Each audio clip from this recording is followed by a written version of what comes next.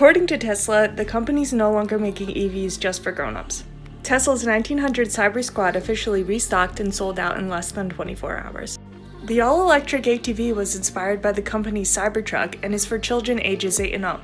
The quad has a full steel frame, cushioned seat, LED lights, and more.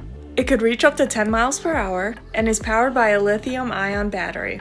Tesla's new all-electric quad bike for kids, Cyberquad, available from $1,900. Tesla Inc. has unveiled Cyberquad, a new electric vehicle for kids. The electric car company launched an all-terrain vehicle that is backed by a battery that delivers 24 km of range and 16 km per hour speed. It features 3 speed settings, in which 2 are for front driving, 5 mph, 10 mph, and 5 mph in reverse for reverse driving. Suitable for kids of 8 years and above, will be available to purchasers through an order that they need to place on Tesla's website. However, the electric car makers stated that the quad bike may not be delivered before the year-end holidays, as it would take 2 to 4 weeks for the company to commence its shipping. Tesla also stated that the product could be made available to customers in 48 states.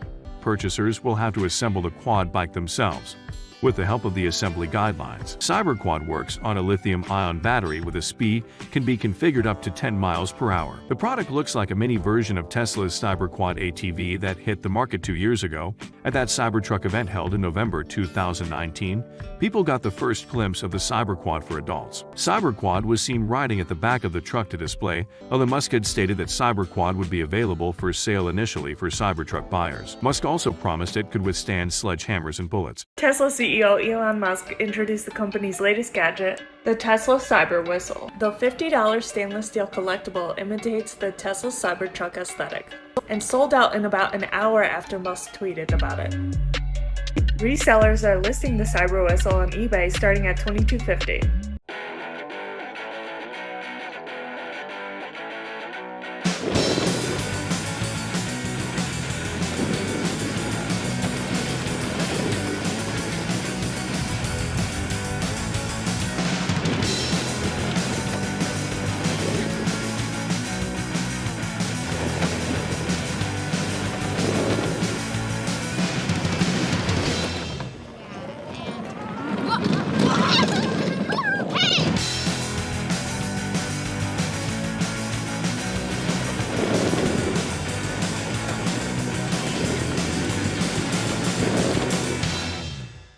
Speaking of volatility, though, we got to focus on some individual movers in this market. And let us start actually with Tesla here this morning. Just getting a report out from Reuters before we came to air that the company's solar panels are under SEC investigation, especially with Tesla at such lofty levels.